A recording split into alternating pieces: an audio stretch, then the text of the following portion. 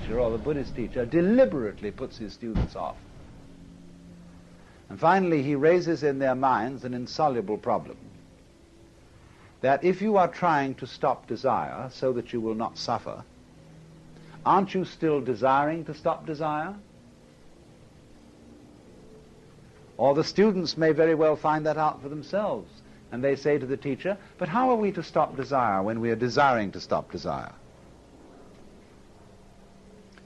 So then the teacher can engage them in an extremely marvelous trap, which is to say, he can play it in a number of different directions. One direction is to say, well, don't try to stop all desire, but try to stop as much desire as you can stop.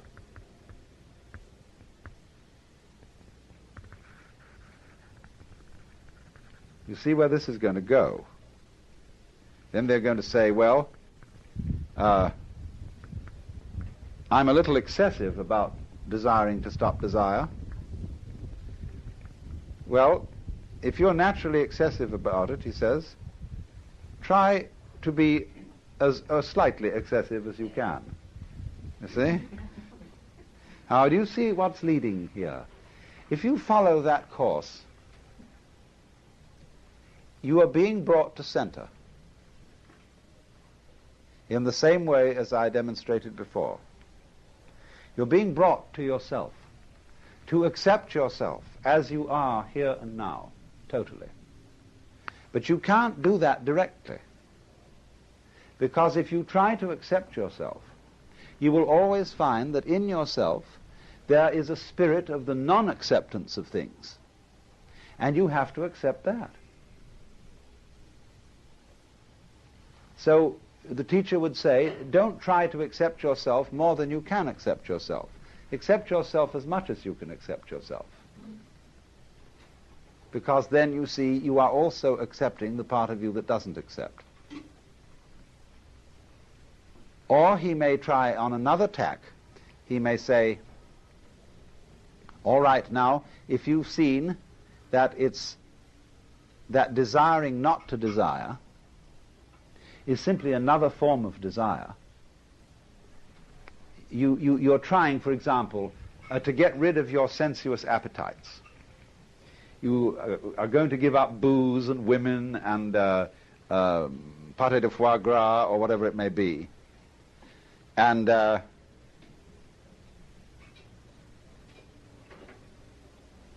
you then think, well, now, yes, this I must do. And eventually you find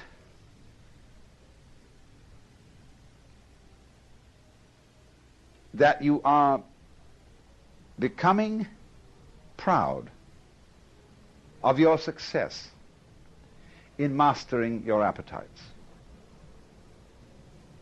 And you're beginning to depend on that. So the teacher says, do you see you're in the same trap as you always were? Formerly you sought spiritual security in booze and women and so on. Now you're seeking it in holiness. Formerly you bound yourself with chains of iron. Now you're bound with chains of gold. Formerly you boasted to all the boys how many sins you committed. Now you're boasting before the Lord of how many virtues you have. Same trap. Why do you do it? So the student eventually finds there's no way at all to not desire. Even desiring not to desire is desiring. Even trying to accept oneself is a way of trying to escape from oneself, because one hopes psychotherapeutically that by accepting yourself you will get rid of your nasty symptoms. So you're not accepting them. You're not accepting them by the gimmick, by the pretense of trying to accept them. So this is the way in which the dialogue of Buddhism begins to work. And as it progresses step by step, let me try and show you a little bit more how it works, because I'm shortening it enormously in order to give you an outline of the whole thing. What is going on between the teacher and the student, the Buddha and his disciples, is not merely a dialogue. There is the verbal dialogue, yes, that goes on, but there also it spread over a long period of time. And in the intervals, the students are practicing meditations. They are making efforts to control their minds and emotions and practicing those things which are the Buddhist equivalents of yoga. So that in parallel to the intellectual discussion, there is going on a total devotion of one's whole being to a quest, morning, noon, and night. And so you see this works up a very considerable psychic alertness.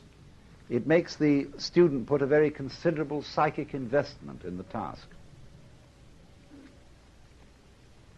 And as he goes on, you see, he becomes more and more frustrated. Because as the trap closes, and he finds that it's impossible to do the right thing because the right thing is always done for the wrong reason. When the wrong man uses the right means work in the wrong way. You see? There is something you could do to attain liberation, or as the Christian would say, union with God, if you could do it. But the Christian would say, by reason of original sin, you can't. Because through original sin, everybody is basically selfish. And you can't be unselfish for a selfish reason. But you have only selfish reasons. So, to him that hath shall be given. But of course he doesn't need it. From him that hath not shall be taken away even that which he hath. Poor fellow, what is he to do? So you see, in this way, the teacher closes a trap on the student, where he finds himself completely impotent. Not only can he not do anything that will bring about his salvation, he is also unable not to do anything. One might say, you must do nothing. You must be completely passive. But you can't do that, because the moment you try to be passive, you're doing something. So you get into the state which they call in Zen Buddhism a mosquito biting an iron bull. Or as we would say in our Western idiom, the state when the irresistible force meets the immovable object. Where something must be done, but simply cannot be done. And in this state of maximum frustration, there is an opportunity to understand the situation. To understand that the meaning of the state, I cannot do, I cannot not do. The meaning of this state is that the separate I which you thought yourself to be is an illusion. That's why it cannot do and why it cannot not do.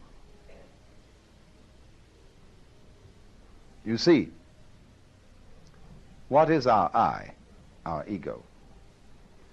Sometime in the development of man, maybe 3,000, 4,000, 5,000 years ago, we developed self-consciousness in a peculiar way. We began to realize that by directed thought, we could control our environment. And then it was, you see, that we had a sense of responsibility. Let's just assume, for the sake of argument, that there was a time when nobody deliberated. They did exactly what they felt like. When you were hungry, you ate. When you were thirsty, you drank. When you were angry, you hit something. When you were happy, you danced. But you never stopped to think what was the right thing to do.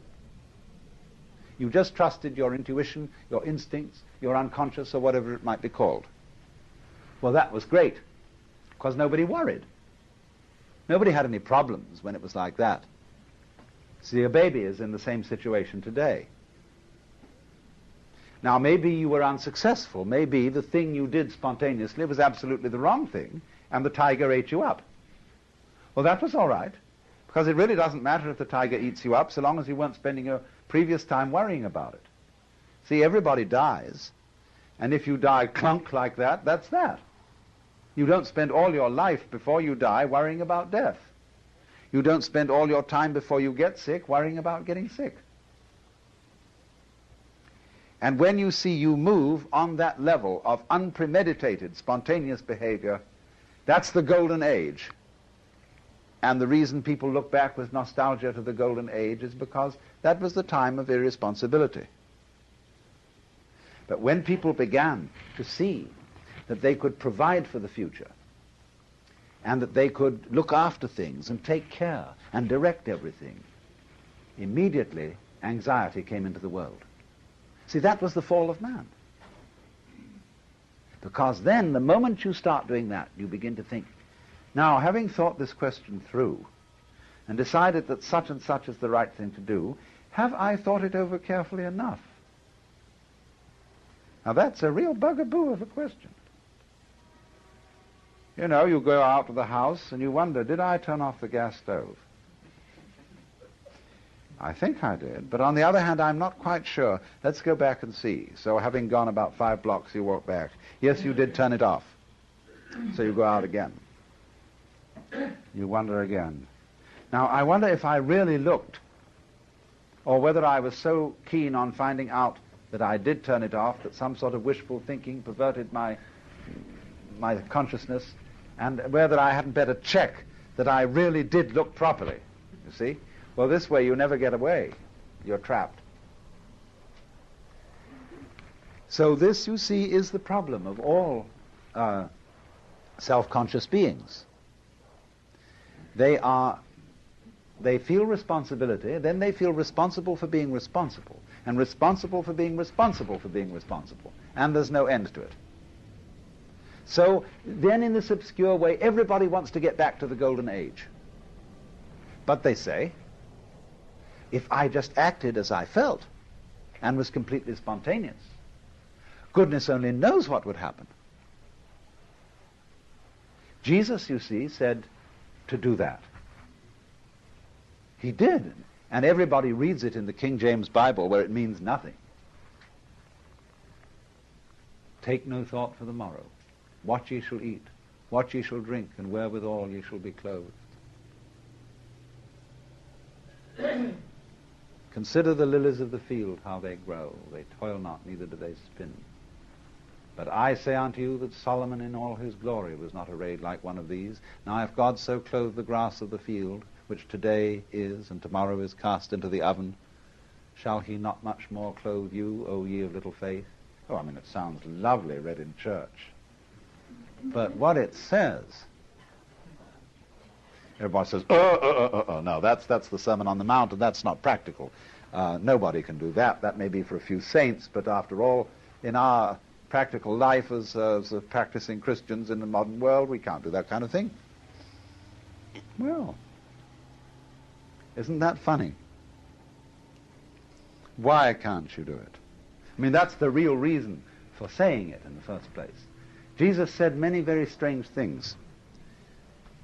For example, in the parable of the Pharisee and the publican, how the Pharisee goes up into the front row and says how good he is, and that he's fulfilled all his obligations and paid the tithes. And then there's this publican who goes into the back and sits there and beats his breast and says, God be merciful to me, a sinner. And Jesus says, now that man was the right man. He was justified. But the moment he's told that story, everybody creeps into the back row and says, God be merciful to me, a sinner. And they're all in the front row again. Nobody can do it, you see. That's why the story is told. In the same way, he says, take no thought for the morrow. Stop being anxious. Like going to a psychiatrist and he says to you, oh, don't worry me, stop being nervous. Can you? See, nobody can. And also they find out, you see, that really in the end, nobody can be God. Nobody can make life any better by being responsible about it. Because whatever you gain in that direction, you lose at the same time. By being responsible, we've created civilization, medicine, care of the poor, everything. But what a headache the thing has become. As we solve all our problems, we make more problems. Every problem you solve gives you 10 new problems. I'm not saying don't do that, but don't think you're going to get anywhere by doing that. That's one way of arranging it. That's one kind of dance you can have, is to improve everything and have technology. But it doesn't really solve anything. And it's only in the moment, you see, when you fully understand that your situation as a human being is completely insoluble, that there is no answer, and that you give up looking for the answer, that's nirvana. And that's how Buddhism works. In the first session last night, I was making two principal points about the nature of Buddhism. Number one, that it's a dharma or method, and its method is a dialogue, or what is sometimes called dialectic. It is basically a conversation, a dialogue, the beginning of which is not necessarily at all the same thing as the end. The reason is that the discovery which constitutes the foundation of Buddhism, the experience of awakening, can't be stated. Or at least, if it can be stated, it can't be stated in such a way that the mere statement will communicate the experience to somebody else. The experience itself is the culmination of an adventure, and one has to go through that adventure in order to come to it. I've sometimes tried to describe this adventure as a reductio ad absurdum of one's own false views, through a process wherein the teacher makes you act consistently upon your false views so that you come to find out experimentally that they are false. And indeed, one might say, Buddhism has nothing to teach, nothing whatever. All it has to do is to get rid of illusions. And then the content, the experience happens when the illusions are gone, just like the sun comes out when the clouds go away. But if you try to manufacture the sun before the clouds have gone away, you see what I mean? And you paint the sun on this side of the clouds, it's not the real sun. So in this way, the speculation as such, ideation as such, does not lead to the awakening experience. So then this was the first point then, that it's a dialogue, and from the statements about Buddhism that you can read in books, you will discover only the opening phases of the dialogue. One of the methods that's used in this respect, people say, now, Buddhism teaches that all things are subject to change. Nothing is permanent. Now, that isn't exactly what Buddhism teaches. A more subtle scholar will tell you that the Buddha taught that the world is impermanent in order to counteract the wrong view that it's permanent. And Buddhist teachers always work in oppositions. If a person asks you a question about philosophical matters, you should reply in terms of everyday matters. What is the fundamental principle of Buddhism? I have just finished washing the saucepans. Or the other way round, if a person asks you a worldly question, you answer with a philosophical one. Please will you pass me the knife? And so the teacher passes it blade first. Please, I want the other end. What would you do with the other end? You see? Here the metaphysics comes in answer to the practical question. And so if once when R.H. Blythe, who's a great Zen student, was asked by some students, do you believe in God? He replied, if you do, I don't. If you don't, I do. So,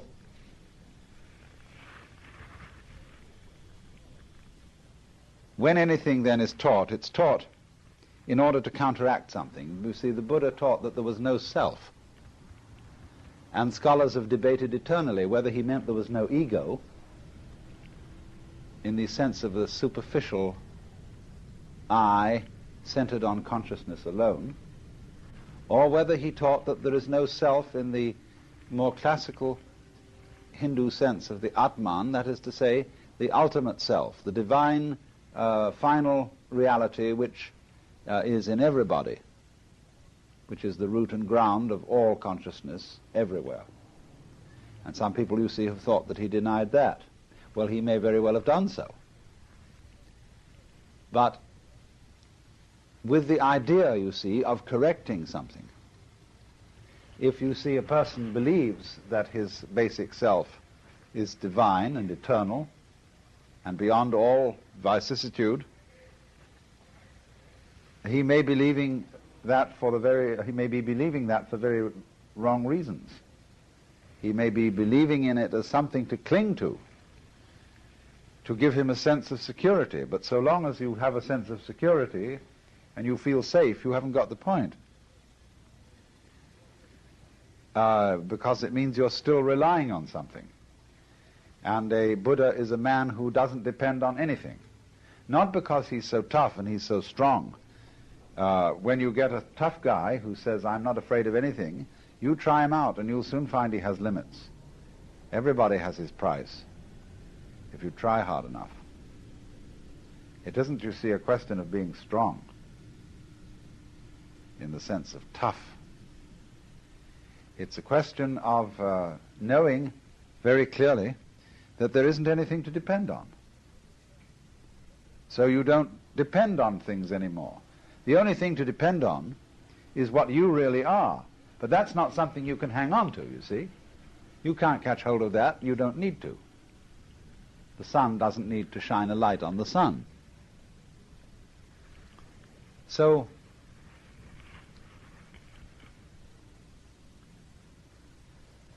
by the exploration of the dialectic, the teacher, by talking this way and talking that way, completely undermines you. That is to say, he digs out all the dirt from underneath you. And you drop, or think you do, because you're used to having the earth there. But when you're fully in empty space, there's nowhere to drop. That's why people get such a marvelous feeling when they go skin diving and they get down below 30 feet or so and start to lose all sense of weight. Or when astronauts go out and start to lose weight in the middle of their space bubbles. You know what's going to happen? All those boys are going to get out there and they're not going to want to come back. This is just great. That's what happens to skin divers, you see. They didn't have automatic controls on those things. They'd be not too certain of getting the man back. Because when people go down skin diving and they stay down too long, so you have to have a watch with you, or someone with a string on you, or something, to know exactly when you've got to make the trip back. You may have oxygen to last you a long time, but you're going to go out of your mind, because you will suddenly realize that nothing matters, that everything is okay. I mean, so what? Supposing I do die, and if people take off their oxygen masks and present it to a fish. Say, have a drag.